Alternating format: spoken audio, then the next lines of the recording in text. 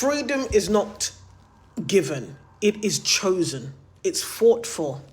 When we look across history, there are always people who've had to fight for freedom.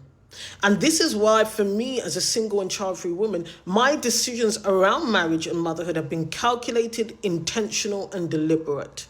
I am proactively choosing to retain and harness and wield my power as a child-free single woman and using it to maximize my capacity. And that means I do not center men and I do not center children and the having of children and being a mother in my life, because I want my capacity to be used to fulfill myself, to live a life where I have the highest quality of life I can have. I have the most regulated nervous system I can personally achieve. I can be at peace, have a clear conscience, and have nothing but joy in my life. I know that to create and maintain that capacity, I choose not to center my life around men and or children. Now, for a lot of people, that seems radical, because there'll be lots of married women who say that they have got ultimate peace and security and freedom and leverage and options, and they're married. Look, the truth of the matter is, marriage is a system of power. It requires an intertwining of everything: financial, body, emotions, mental, legacy, lineage, all of those things.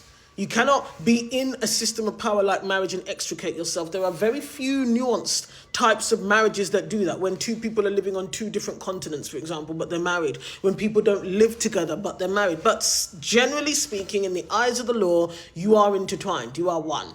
Okay? So freedom is chosen. It does not get given to you just like that. You have to choose it. And one of the ways that you can choose freedom as a woman is to be child-free, for sure, whether you like that or not.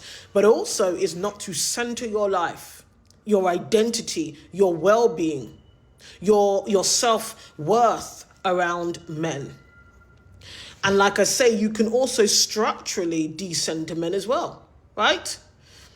Ideologically, politically, socially, financially, because that gives you maximum capacity and freedom. I just came back from spending time in Jamaica. I have created capacity and I have chosen freedom in my life. So I was able to go to Jamaica and I sunbathed for 3 days. I woke up each morning and had a classic traditional Jamaican breakfast. Let me tell you something. The joy I felt when I had my provision, my brown stew chicken some mornings, my ackee and saltfish. I just decided. I booked 2 days before I got on that plane. I've always got a bag full of my beach ready items. I used my free will because I have created the capacity, because I chose freedom. I chose the type of freedom that means that I can experience that magnificent, settled joy when I got up and I ate my breakfast and I looked at that Caribbean Sea, when I saw the birds flying high, when I heard the water, the waves lapping and lapping and lapping, when I saw the glistening of that sea and that magnificent sun, unmatched. I chose that freedom. And women before me fought for me to be able to choose.